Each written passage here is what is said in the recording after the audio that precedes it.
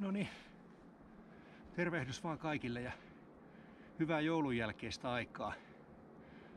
Tuossa kävi jouluna sillä lailla, että meilläkin kävi joulupukki ja ilmeisesti sen verran kiltti oli meikäläinenkin ollut, että oli laittanut sitten säkkiinsä jonkun verran tuommoista erävarustetta myöskin mulle. Ja mä ajattelin tässä välipäivinä niin lähteä vähän tähän ihan lähimetsikköön niin tekemään pientä varustetestiä. Eli lähtikääs mukaan, niin katsotaan mitä sieltä tuli ja miten ne täällä metsässä toimii.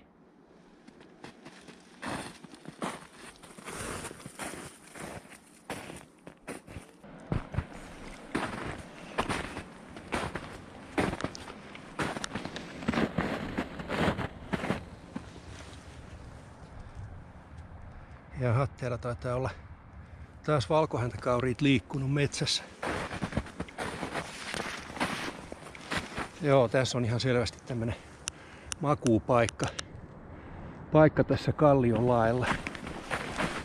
Oho, aika liukasta.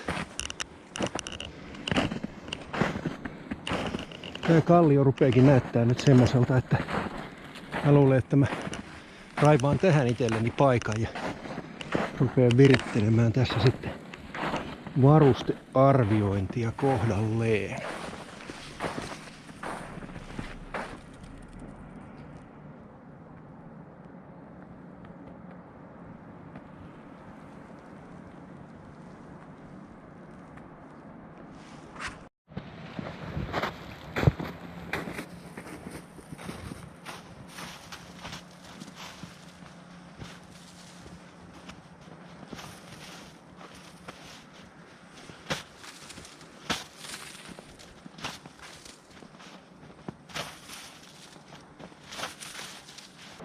Jep.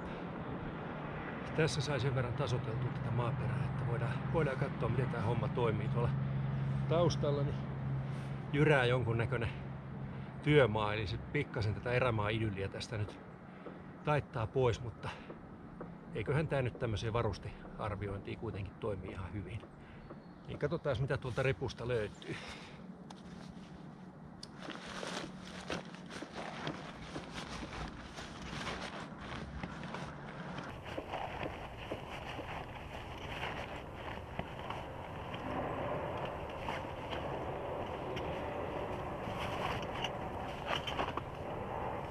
No niin, ensimmäisenä niin tuli tämmönen ihan perinteinen nuotiopannu, eli rosteripannu, ja siinä on kahvassa tämmönen koukku, josta sen voi helposti niin ripustaa nuotiolle käryämään. Kannessa on tommoset pienet höyryreijät. Tätä mä kokeilen heti tänään ensimmäisen kerran. Seuraava on tällainen iso 3 litran rosterikattila. Tää on myöskin tarkoitettu nuotiokäyttöön, eli tässä on niin ikään tämmönen kepille tai koukulle oleva klommo tuossa kahvassa. Ja tästä nyt ei muuten sen suurempaa high-techia ole irti revittävissä, mutta on tosiaan sen kokoinen, että enemmän varmaan sitten niin kuin perheretkille ja porukkaretkille sopii kuin tällaiseen yksin retkeilyyn.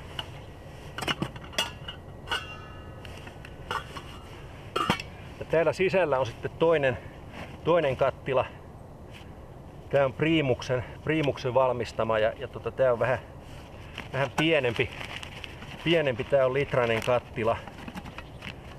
Se tulee tällaisessa ohuessa säilytyspussissa, en tiedä miten hyvin kestää. Tässä on erikseen kansi ja sitten tää varsinainen kattilaosa. Tää on kova anodisoitua alumiinia, eli en nyt tiedä miten hyvin avotulella toimii, mutta ainakin sitten keittimillä ihan hyvin. Kahvat taittuu tosta tonne taakse, niissä on kumipäällyste. Tää on tällainen tarttumattomalla pinnotteella päällystetty kattila ja siinä on pieni tommonen kaatonokkakin, niin siitä voi soosit sitten kaataa lautaselle, jos tarvis vaatii, jos ei sitten syö suoraan tästä kattilasta. Mutta tää ei ole nyt tämän päivän testi, mä lähdin tänne suoraan lounaalta, niin täällä ei tehdä nyt ruokaa.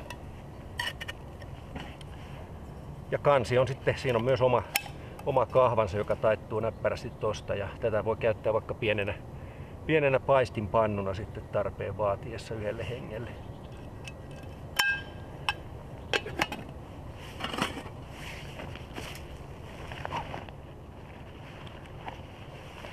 Sitten viimeisenä, mutta ei tietysti ruoanlaiton kannalta ollenkaan vähäisimpänä, niin risukeitin, eli tää on Bushcraft Essentialsin malli Bushbox LF, eli keskikokoa oleva malli, vielä isompikin löytyy, mutta tästä mä joulupukille kirjoittelinkin ja ihan mukava, että joulupukki sen sitten myöskin noteeras.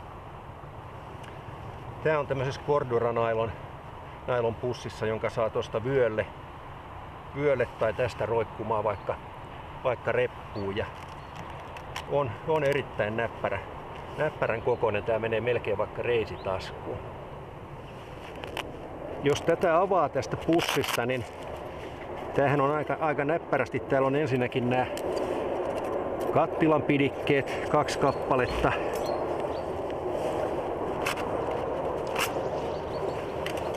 Tää on tällainen grillauslevy, jonka voi laittaa tuohon keittimen päälle.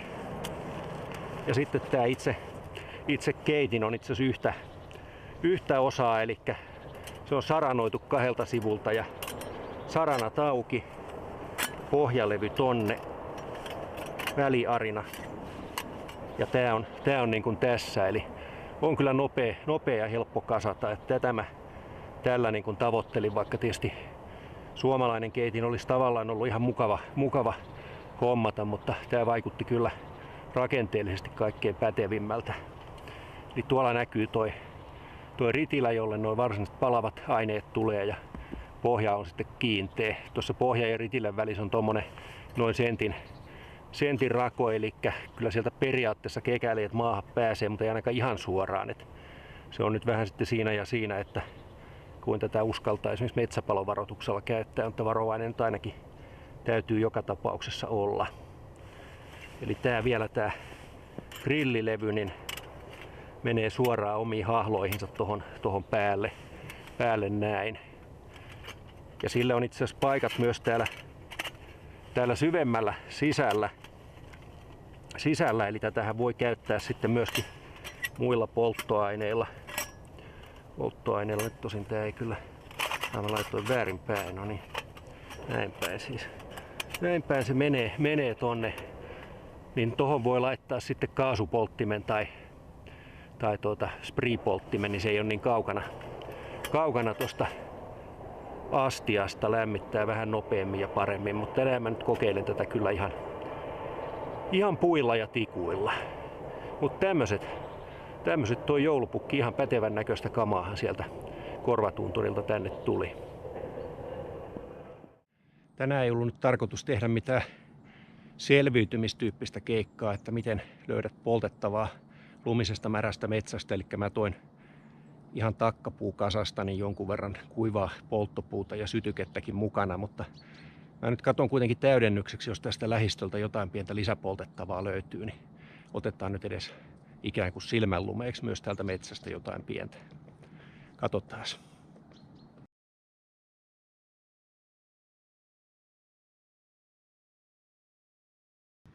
No, löytyi sieltä nyt jonkun verran risua. Kyllähän noin märkiä ja lumisia vähän kaikki on, mutta täällä on kaadettu vuosi pari sitten metsään, niin tuolla on kyllä aika paljon tuommoista kuusenrisua, mistä sinänsä saa ihan hyvää alkusytykettä, että täytyy niitä ainakin tuonne lisäksi sitten heittää, mutta tosiaan niin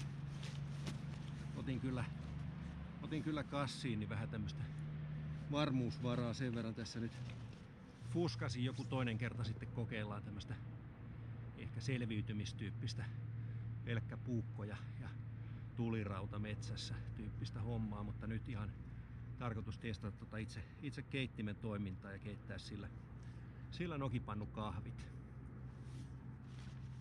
Joo, vaikka noi polttopuut tuossa nyt valmiina onkin, niin ajattelin kuitenkin kokeilla sen verran haastetta tässä itselle, että lähtisikö tää liikkeelle tämmöisellä kipinäraudalla. Mä oon tätä vaan lähinnä kuivaharjoitellut muutaman kerran, mutta vois kokeilla ihan puoliaidoissa olosuhteissa, että miten tällä saadaan toi vai saadaanko syttymään. Mulla tuolla pari varmuusvarastoa ihan perinteisiä tulitikkuja myöten, että jos tää ei onnistu, mutta mä kokeilen nyt ensin tällä.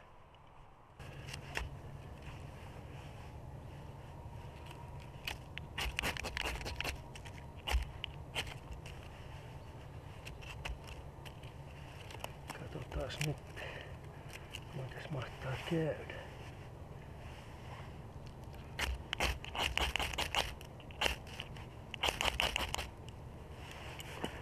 Se ainakin tuohi sitten.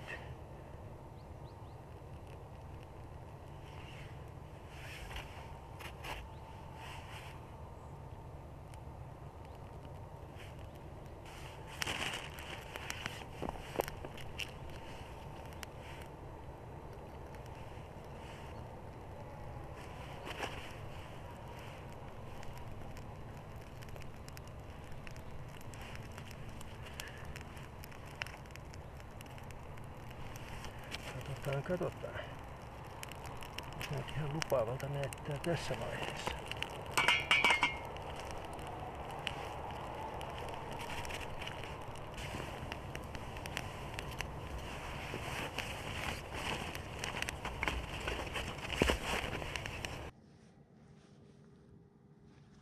No niin. Ihan mukavastihan toi tosta näyttää lähtevän ja onnistui toi tuohen sytyttäminen tuolla kipinäraudallakin ihan kohtuullisen mukavasti ja kivuttomasti, kun sai sen ensin pysymään vaan paikalla.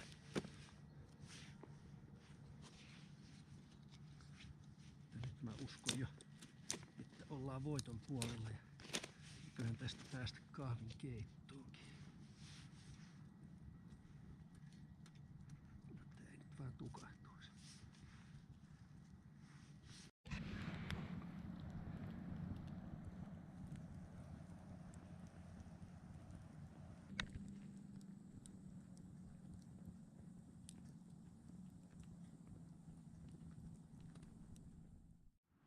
Siinähän se nyt palaa ihan mukavasti. Noin puut ei osoittautunut olevan ihan niin kuivaa kuin mä olin toivonut, kun ne kuitenkin ulkona on ollut säilytyksessä, niin vaikkakin sateelta suojassa, mutta kyllä ne nyt ihan mukavasti lähti palamaan. Niin mäpäs laitan tuosta vettä ja katsotaan kuinka kauan kestää ennen kuin se kiehuu. Täällä on kahvitkin valmiina odottamassa. Laitetaan pari kuksallista sinne vettä.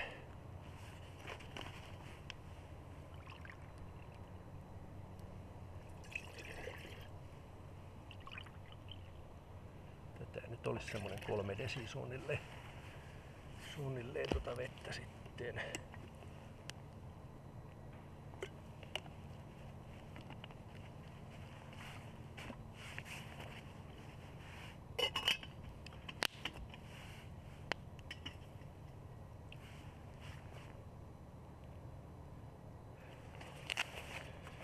Laitetaan kello käyntiin.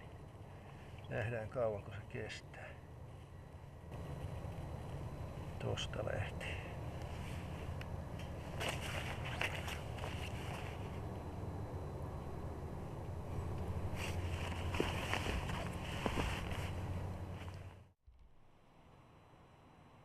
No niin, nyt on kulunut hiukan vajaa 5 minuuttia ja siellä jo lupaavasti porisee, eli aika nopeasti se tommosen määrän vettä näyttää keittämän.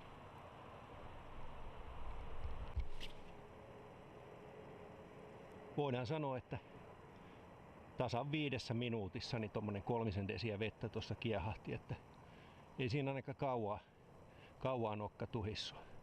Täytyypä nostaa toi pannu tosta pois ja laittaa kahvit sinne sekaan.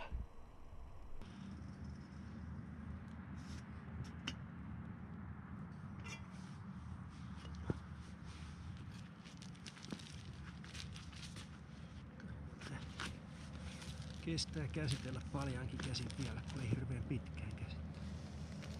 Tonne tommonen sopiva määrä kahvia.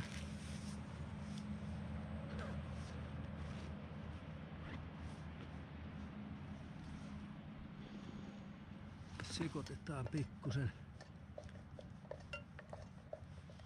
Noin. Ja sen jälkeen vielä nopeasti kuohahtamaan tuohon.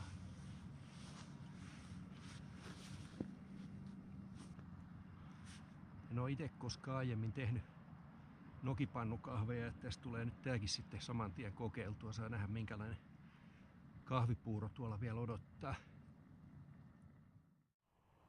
Jaha, nyt se kuohahtaa, eli nostetaan pois. Ja no, pistellään hiukkasen. Sen jälkeen me pitäisi ottaa muutaman minuutin sen ilmeisestikin vaan tuossa levätä, niin sit se olisi juoma kunnossa, laskee porot vähän pohjalle. Toi tuli voi tuossa sillä aikaa jo hiipuakin pois. Joo, tää saa tästä hiilos hävitä. Nyt se rupeaa vähitellen tuo laitekin jäähtymään. Saa pakattua takaisin kotiin se. Hyvinhän toi tuntui kyllä toimiva ja hommansa hoitavan, ei siinä mitään. Eiköhän se nyt ole sen verran levännyt mitä tarviikin. Katsotaan, minkälaiset on elämän ensimmäiset itse keitetyt nokipannukahvit.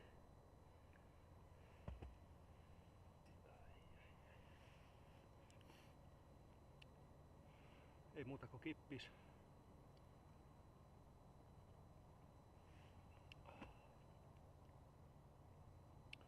Eihän tää ollenkaan hassumpaa. Hyvin tämmönen pehmoinen, tasainen maku. Suorastaan positiivinen yllätys ja kokemus.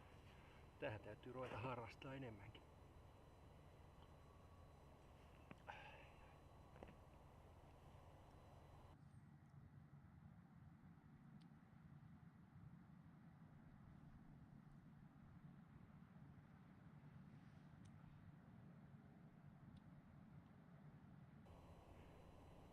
Kyllähän se vielä täällä metsässä niin maistuu normaaliakin paremmalta tää kahvi joka tapauksessa, mutta onhan tässä semmonen pieni oma käsityön leimansa vielä lisänä.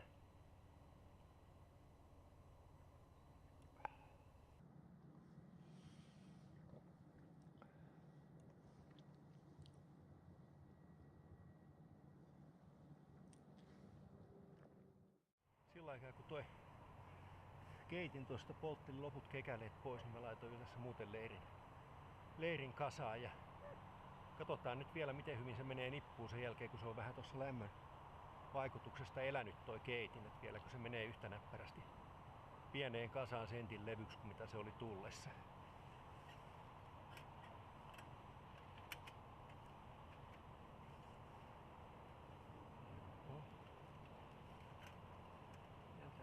Siellä on tosiaan tapahtunut, mutta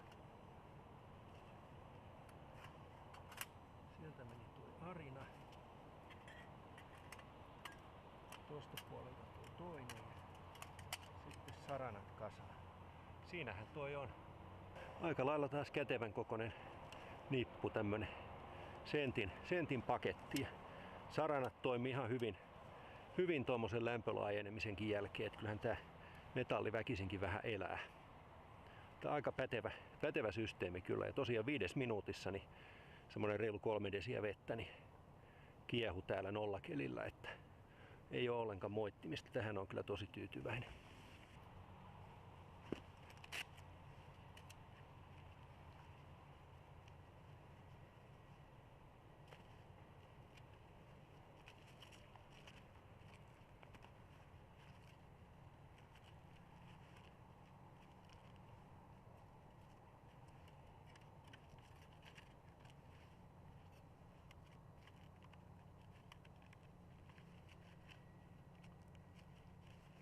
Se on siinä. No niin, enää pieni loppuyhteenveto, eli joulupukki on kyllä vanha ja viisas, kyllä se oli tiennyt mitä sinne konttiin kannattaa laittaa. Toi Bushcraftin risukeitin niin oli tosi hyvä, helppo koota ja purkaa, tehokas, helppo täydentää puita siinä matkan varrella. Ja kahvipannu tietysti ajo oman asiansa, vaikka nyt onkin laitteena simppelimpi sinänsä. Tai ihan hyvä, että sai ensimmäisellä yrittämällä jo ihan juotavat nokipannukahvit keitettyä, että sitä tulee varmaan jatkossakin kyllä tehtyä. Kiitos kun taas seurasitte mukana ja toivottavasti tästä sai joku myöskin kipinää ja hyödyllistä vinkkiä. Ja nähdään taas ensi vuonna uusien luontohetkien parissa. Ei muuta kuin morjens!